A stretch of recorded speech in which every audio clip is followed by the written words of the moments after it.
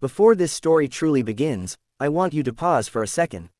Imagine a locked glass boardroom, a man whose time is worth millions per minute, and a small voice that was never supposed to be there. Stay with this story until the very end, because what happens in the final moments will change the way you look at kindness, power, and quiet courage.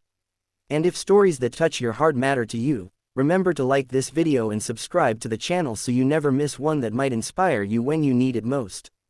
The billionaire CEO had just raised his hand to silence the room. 12 executives sat around the polished table, screens glowing with projections of profits and acquisitions. The meeting had already run 20 minutes over schedule, and his jaw tightened as he prepared to make a decision that would affect thousands of employees. That was when the door slowly opened. No assistant announced anyone, no apology followed, just the soft sound of shoes that were a little too worn for a place like this. Everyone turned. A little girl stood in the doorway, no older than 8, clutching a faded backpack with a broken zipper. Her hair was tied unevenly, as if someone had rushed while doing it. She looked around the room, eyes wide but steady, and then locked her gaze on the man at the head of the table. "I'm sorry," she said, her voice trembling but brave. "Mom's sick, so I came instead." The room froze. Security stood halfway from their seats, unsure what to do. The CEO stared at her, irritation flashing across his face before confusion took over. This was a private floor. No children were ever here. "Who are you?" he asked, his voice controlled but firm. The girl swallowed. "My name is Lily. My mom works here. She cleans the offices at night. She said she couldn't come today because she has a fever, but she was scared she'd lose her job. So, I came to tell you." A quiet ripple moved through the room. Some executives exchanged uncomfortable glances. Others looked down, suddenly fascinated by their notes. The CEO leaned back slightly, studying her. "You came alone." She nodded. "I took the bus. I practiced what to say the whole way." For reasons he didn't yet understand, the irritation he'd been carrying all morning dissolved into something heavier. He gestured toward an empty chair near him. "Come here. You're not in trouble." Lily hesitated, then walked forward, every step echoing in the silence. She sat, feet dangling above the floor, hands gripping her backpack straps. "What's your mom's name?" he asked. "Maria," Lily replied. "She works very hard. She never misses a day. She told me to say she'll make up the hours." The CEO felt a strange tightness in his chest. He'd signed off on dozens of staffing policies without ever learning the names behind them.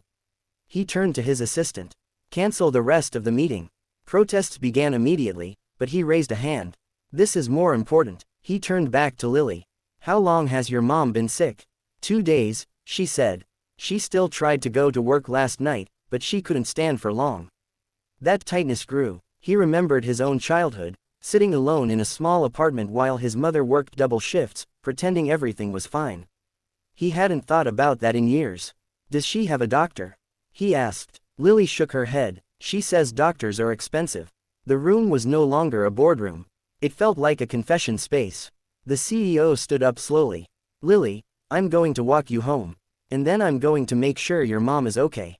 Security looked stunned, but no one argued. Maria was embarrassed when they arrived, trying to sit up despite her obvious weakness. Tears filled her eyes when she realized where Lily had gone. "I'm so sorry," Maria said. "I never wanted to cause trouble." "You didn't," the CEO replied gently. "You showed us something we forgot." That afternoon changed more than a schedule. Maria was given paid medical leave and proper healthcare. But it didn't stop there. The CEO ordered a full review of employee support policies. Sick leave was expanded. A childcare fund was created. Night workers were given safer transportation options.